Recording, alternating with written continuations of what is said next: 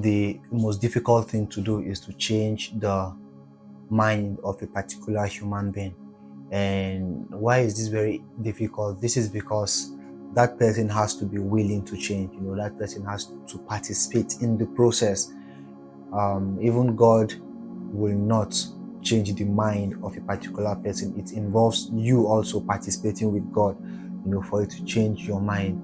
You see, the process of change takes a particular pattern. I've seen a lot of people also who are so passionate about changing their lives, but the problem is they don't know how.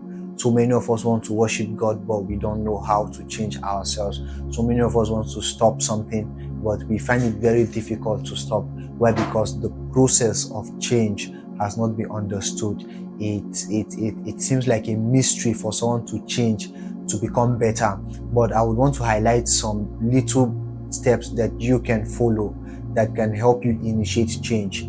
Now, one of the things I want you to understand is the fact that change do not just happen on its own. There is something that sponsors change. Now, what sponsors change? The mind, when there's a change of ideology. Now, the process is, the mind is constituted of two main parts. We have the conscious and we have the subconscious mind. Now, the subconscious mind is where information stays permanently. It's almost impossible for you to take away information from the subconscious mind.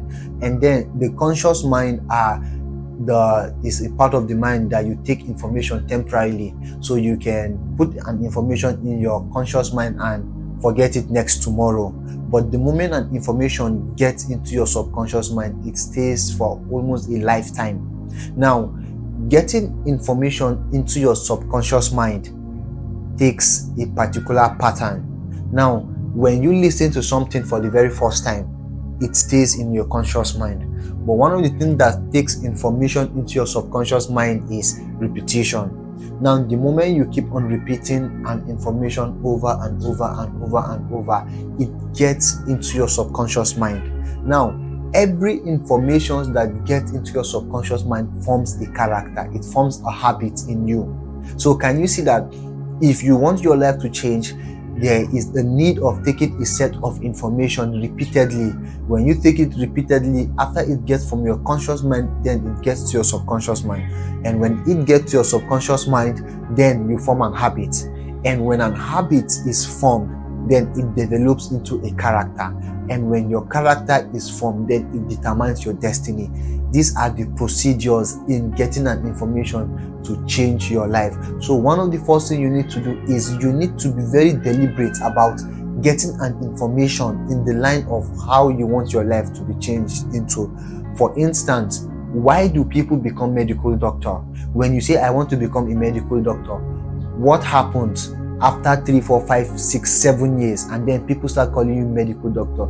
This is what happens. You take in a repeated form of information over and over and over and over for years, till it gets into your subconscious mind, till it becomes a part and parcel of you. And after 7 years, we can call somebody and tell him that yes, this is a doctor. This is not because something changed in his body. No, this is not because something changed in his hair. It is because there was a repeated form of information that went through his mind, and over time he became that in which he continually consumed. That is how you change. So if you want to change from a bad habit, you have to start receiving a superior form of information that will counter such bad habits. And this is the mistake that people usually make. You cannot erase an information from your mind. You can only substitute. Now, for instance, let's take for instance you are addicted to social media. You can't just say I'm stopping and you just stop. No, you have to replace the activity of social media with something.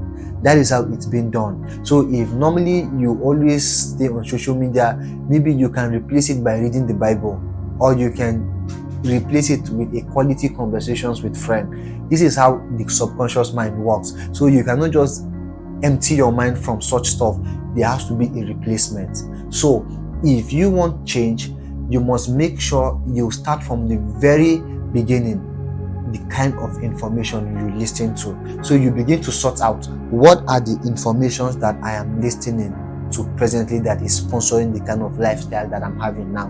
And then the second question is, how can I get a new form of information that will start, coming into my subconscious mind to change my ideology? When you follow this simple step, I guarantee that you will begin to initiate change. So let us recap of what I said. First of all, you need to change the kind of information you listen to. Now, when you get the kind of information you want to listen to, you listen to it repeatedly. After you listen to it repeatedly, this information gets into your conscious mind, and as a result of the repetition, it gets into your subconscious mind. Now, from the subconscious mind, it forms a habit.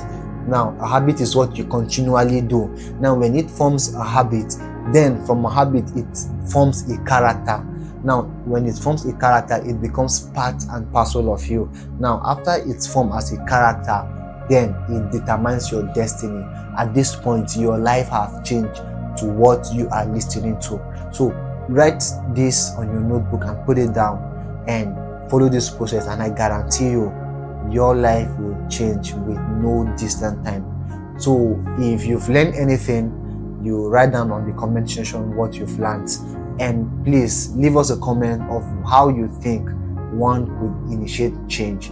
Thank you for being with me up to this moment. I appreciate, and thank you for following us. Share this video to people you think this video might benefit them. Thank you very much, and do not forget to subscribe. Bye.